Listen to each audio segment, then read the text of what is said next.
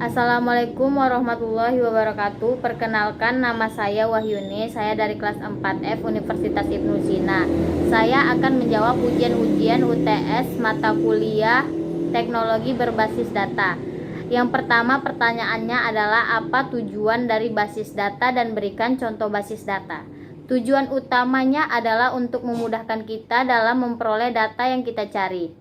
Selain itu, ada beberapa tujuan basis data yang lain. Yang pertama, kecepatan dan kemudahan dalam menyimpan ataupun mengedit atau memanipulasi data serta melihat data kita secara cepat. Dan yang kedua, efisiensi ruang penyimpanan.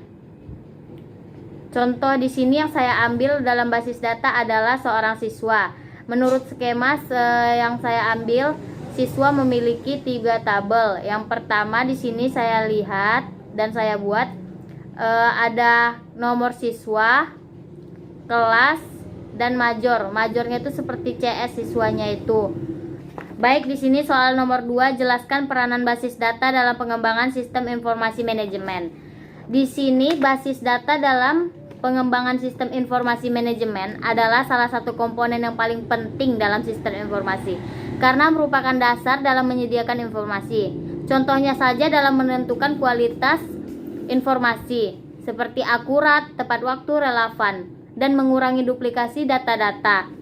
Lalu hubungan data dapat ditingkatkan kembali dan manipulasi terhadap data dengan cepat dan mudah. Efisiensi penggunaan ruang penyimpanan juga lumayan besar dan penerapan basis data itu sendiri. Lalu di sini tidak ada sistem informasi yang bisa dibangun tanpa adanya basis data. Soal nomor 3 selanjutnya, jelaskan apa itu model relasional beserta contohnya. Relation adalah di mana data serta hubungan antara data direpresentasikan oleh sejumlah tabel dan masing-masing tabel itu terdiri dari beberapa kolom yang namanya unicorn. Model ini berdasarkan notasi teori himpunan, yaitu relation. Contoh yang saya ambil di sini ada relasi pegawai. Di dalam relasi pegawai itu ada 5 atribut. Yang pertama NIP, nama, alamat, gaji, serta kode DIP. NIP ini nomor-nomor yang berasal dari kantor. Kalau nama-nama itu nama pegawai dan alamat tinggal pegawai, serta di sini ada data-data gaji pegawai. Kode DIP itu juga berasal dari kantor.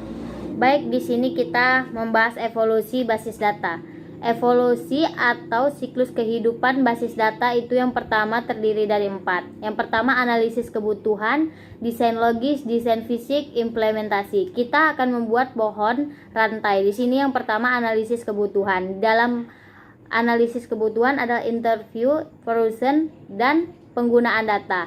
Lalu yang kedua spesifikasi kebutuhan data. Dalam desain logis juga ada beberapa. Yang pertama buat model data konseptual, lalu ke integrasi view, lalu kita ke transformasi model data konseptual ke tabel relation. Yang keempat normalisasi tabel, lalu kita ke desain fisiknya.